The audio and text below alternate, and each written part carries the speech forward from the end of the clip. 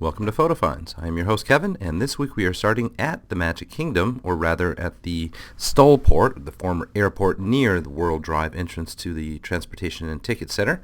And you can see here along this runway, I guess it's turning into here, some tracks for the Seven Dwarfs Mine Coaster. Let's take a zoomed-in look here, and so you can get a better look at exactly what these tracks look like. They're all curved. They've all got some sort of angle to them or some sort of bank to them. And I think we knew that this coaster was always going to be one that swivels from side to side, and I'm really encouraged by how much swivel there is. This came new across my attention. Don't know how new it is at Whispering Canyon Cafe, the sort of place where they play with you a little bit, and the servers do. They'll bring you all the ketchup in the room if you ask for ketchup, for example. If you drink the very largest Coke, apparently they give you a restroom fast pass, part of the quirky humor of that particular restaurant. This is new at Test Track, so if you've got no RFID enabled guest ticket or hotel card or annual pass, then they've given you these little white cards which are intentionally not decorated so that you return them afterwards. What's new is the message now that asks you to return them to the drop box before you exit the showroom. So when they got a new batch in, they come with this new set of instructions.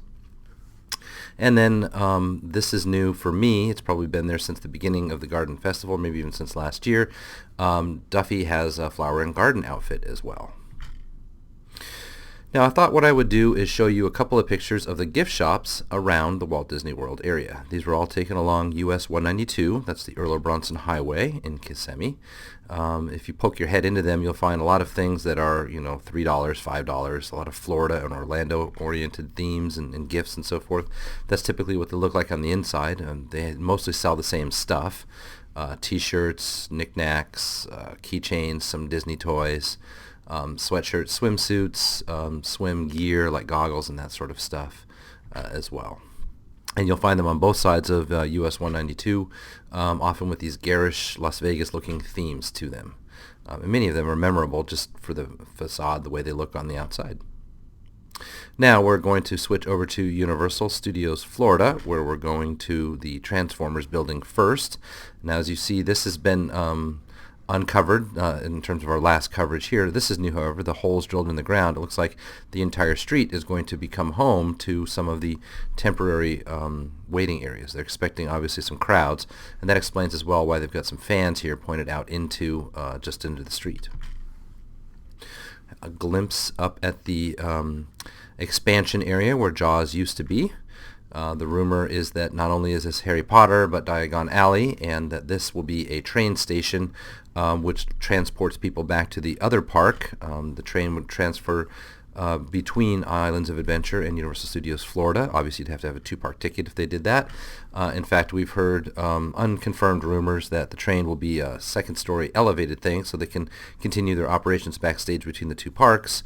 And presumably they'll have the windows be view screens or something rather than actual windows looking out on the side. There's an overview of the project with the big show building in the back here now getting its cover on the outside. Taken from roughly the same spot looking out over the lagoon, you're looking here at Springfield. So they've got some new structures coming into place along the lagoon line of the Springfield area. The Quickie Mart in the background, that's been there for some time. But these new structures were not there a couple of weeks ago when I was in the area. And then we're taking a look just real quickly at Men in Black, where there's a person stationed here, and your picture don't show up here anymore. Now you have to go up to these counters to see your picture, unless it was a temporary glitch that day. Maybe this is a new way they're testing it out to see if people will be more likely to buy it if they're directly in front of the salesperson. And then back over to the Springfield area, so you can see the kind of trench set up here next to the Quickie Mart. In fact, they've got some of the buildings. This was once the International Food Court area. Some of the buildings are taking on distinct shape now. This is looks like Moe's Tavern to me, perhaps a Krusty Burger there. And it's not clear whether they're all one joined structure and this is just a facade or if they're individual structures. We are switching over to King's Bowl. Now this is a new bowling alley. It's opening up Monday the 15th of April. This is going to be targeting both locals and tourists. As you can see, it's got kind of a cosmic bowling vibe to it. We were invited to a media preview, so you're going to see some of the food in a little bit. The bowling alley starts at $6 for a game, and then becomes $5 per game after that. So it's priced, I think, rather competitively. They have some sub-rooms, as you can see here, that it's just a few lanes, and you can rent the whole room if you want to. They're going to be targeting locals as well as tourists, and they'll have league play, for instance. And the restaurant is more than just that simple bowling alley. There's a larger restaurant facility with some drinks like this fizzy lifting drink. It's a grape concoction that is inspired by the Willy Wonka thing, the fizzy lifting drink. Pool tables, of course, and then the bar area as well is well stocked with view screens and even this ticker tape. They're trying to make it kind of a sports bar atmosphere, so people are willing to go there while on their vacation or otherwise, just to see what's happening with sports. Their food is pretty upscale. We tasted a lot of different things when we were at their little event. This is a pineapple pizza, pineapple and bacon pizza that also has jalapenos in it, a little bit of a kick. The sliders with even more of a kick, probably some crushed red peppers or something in them.